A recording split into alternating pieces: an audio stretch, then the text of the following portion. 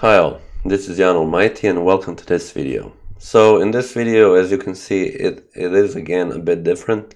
So this has been my thing for the last week, making different kinds of videos, and this is also one type of video that I would like to make. So for those of you who don't know, my name isn't actually Allmighty. It is Jan, but my surname is a little bit more Balkan-like, so Bjeličić. So I'm the guy up there playing as, so am I pointing right? No, it's this hand. So the guy playing with black pieces, playing here against Mr. Dražić, who is a Serbian Grandmaster with white pieces. So okay, first and foremost, introduction to this video and this game. So I wanted to show you some of my games. I'm calling this a milestone video since I wanted for some time to put a video out there thanking all of you guys for subscribing. It's already been some time that I passed 100 subscribers, but nevertheless I really wanted to make it. I was searching for the right game. Consequently, okay, it ended up being this game, but I wanted to show you one other game, but until I found that, this one will also suffice, because I think there is an important thing to learn from this game, something that I wanted to share with you. So okay, going into that, as some of you know, I'm going to be showing you my games when I was younger. So this game is from 6.5 years ago. Probably you know that I stopped playing chess actively, but with this channel and getting more into chess, I plan to go into more games, starting playing active tournaments, active just chess games, official things and stuff like that. But okay, first of all, let me show you some of my games when I was younger, and hopefully in the future some games from today's time. And going into this, so this is actually a game from Tournament in Split. So me and Allmighty, we decided in August go on the seaside in Croatia for a little bit of a vacation slash chess tournament. And yeah, just the main goal was, yeah, just to have fun. And that we did. And also, yeah, what is fun without chess? Am I right? Okay, so yeah, let me show you the game. So I am black, yeah, as I've said, d4, d5, as I always did as a younger player, and I'm still doing it now. When somebody plays the d4, I usually play the Slav. So there is no particular reason behind it. It's just the position and the opening that I kind of looked at first when I started playing, and I kept to it. So normal development moves with e3, e6. Standard idea behind the Slav is to kind of develop the pieces and stabilize the center and then try to push e5. So at least I think it is. And yeah, for white is to also stabilize the center, and it's a slow moving game, so it's more positional and something that kind of formed my character as a player, as a chess player through the years. Okay, knight from b to d7, and I will go through it quickly since these are normal development moves for the Slav opening. Bishop to b2, we have castles, we have knight bd2, we have rook e8, and now first striking the center by Mr. Dražić here, knight to e5. And okay, so what white wants to do, he wants to occupy as many space as he can in the center, while, yeah, black essentially wants to counter that. He wants to break open the space so that he can develop the rest of the pieces.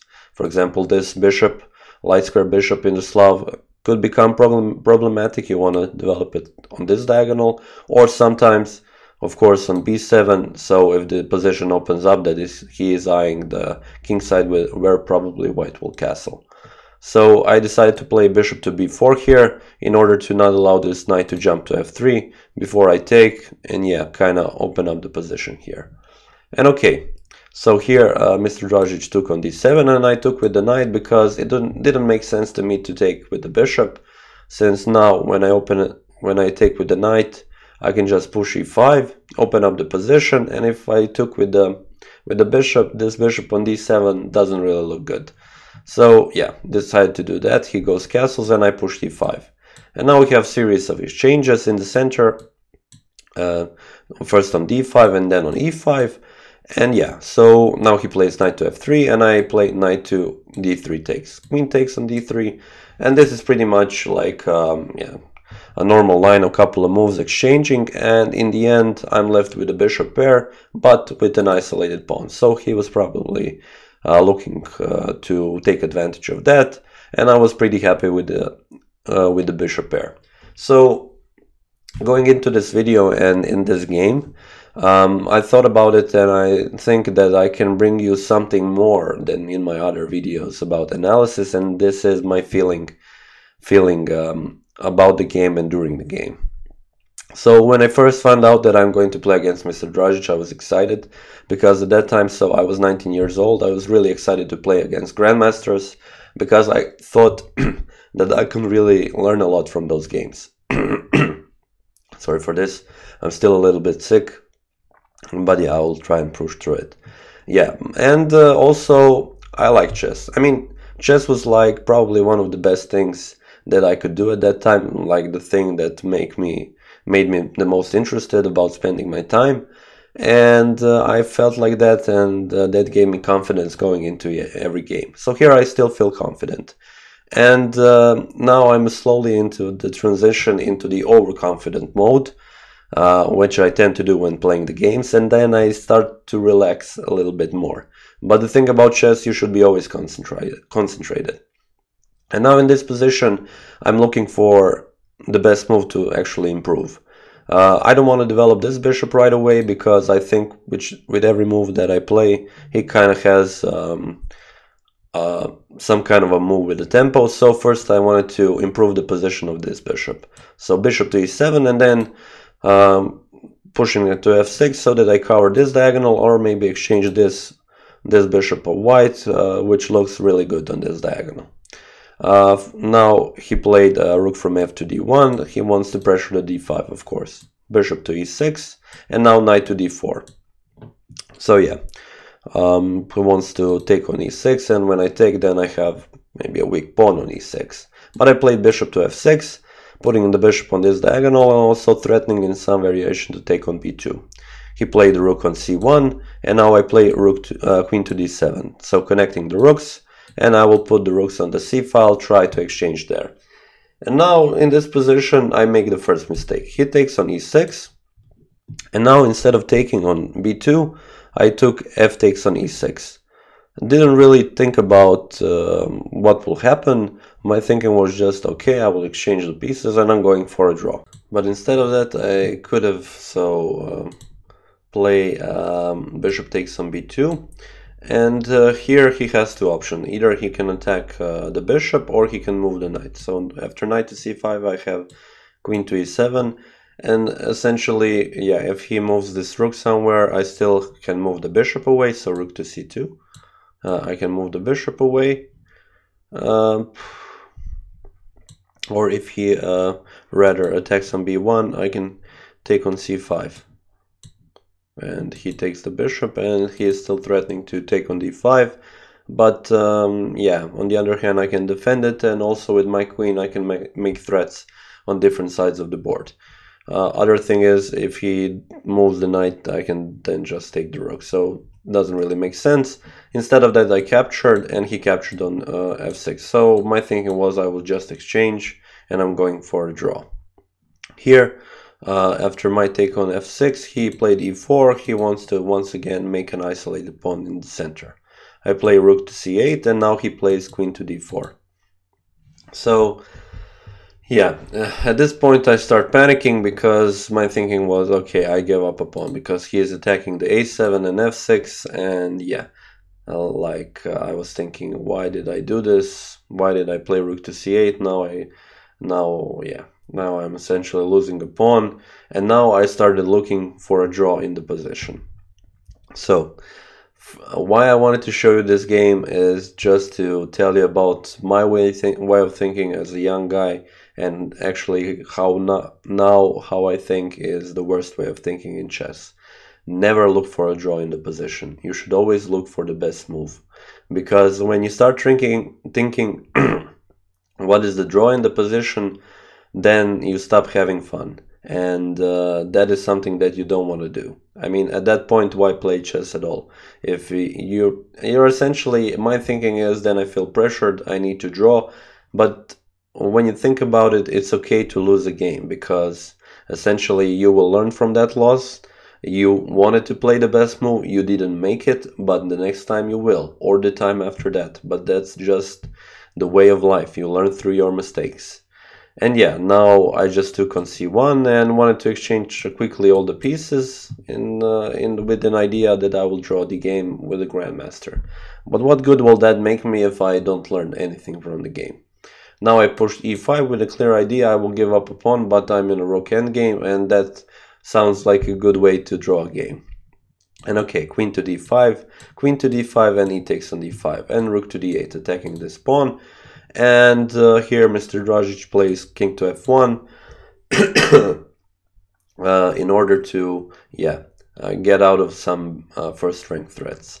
I take on d5, and now just after simple two checks on c8 and on c7, he picks up the pawn, so on b7. And now there are two ways to continue this game. I can either defend this pawn or make some other threats. So I decided to play rook to d2, but a5 is a better move here. So after playing a5, I was afraid of him playing a4 and then rook to b5, and then I'm losing the pawn. But with simple rook to d1, king e2, rook b1, you go behind this pawn. And also there are threats of making check like this, so attacking also these pawns as well. I didn't look into it that much. I quickly disregarded the whole idea. In the end, I can take one of the pawns if he goes for the a pawn, and just stay here with the king, and I have good drawing chances. But yeah, instead of that, I went for rook to d2, and he just took the other pawn, and now he's 2 pawns up. And I'm looking for something on the king side, which I will just tell you right away isn't there. Pushing off the pawns, and now I enter in a position where pretty much everything is forced. So rook checks, and I have to go to g5, h4, king g4. Now king to g2, and I need to play f4 in order to go away, so make room for my king. Rook to g6, check, king f5, rook g5 check, king e4. He decides to take on f4, which is the correct move, and now I have two options. I can take with my king, or I can take with the pawn. So I decided to take it with a pawn, thinking maybe I have something, but if I take with the king, he can take on h5, and maybe I can take here, but also I'm not in time to even take this pawn. So in the end, he is still 2 pawns up, and now on both sides of the board. Instead of that, I took with the pawn, and he went to a2. Now he has double, so connected pawns on this side, and this is just losing for black. After this, I just played a couple of silly moves with the rook. He played a3, I kind of attacked, rook b5, rook a2, a4, rook b2, and now, finishing moves were rook to b4, I need to go to f5, and after king to f3, when I saw that I'm also losing this pawn, I decided to resign the game. And so this is the first game I wanted to show you. Of course, I'm going to be showing you some of the games that I won. So at this point, I was Mr. Dražić had a rating of 2,500, and I had a rating of 2,140, but I didn't think I really played at my best level. So it was more of a general feeling, I'm playing against the Grandmaster, and then went into that whole zone, I want to draw the game. But essentially, I think I should have taken a different approach in this game. But nevertheless, as I said, two things I think you can take from this video. First and foremost, my sincere thanks to all of you guys who subscribed and stay subscribed, because that day when I actually reached that 100 subscribers was, that was just amazing for me. Starting this channel and everything, and then come to such a number, it was just a great feeling. So thank you guys for that. And the second thing, of course, in chess, never think about the draw. You don't care. You play for fun, and you play what you think are the best moves. In that way, you can easily learn something. So even if you lost, because it is okay to lose a game, I'm going to be showing you games on this channel, played by the best players in the world, and even they lose games. And silly blunders happen, but thinking about the position in terms of how can I draw the game doesn't make sense. So yeah, this is pretty much it for this video. As I've said, I'm going to be covering some of my games in the future, but also I'm going to be starting soon with a series about another master that I've been preparing over the weekend. So stay tuned for that as well. And that being said, I would like to thank you for watching this video, and I will see you next time.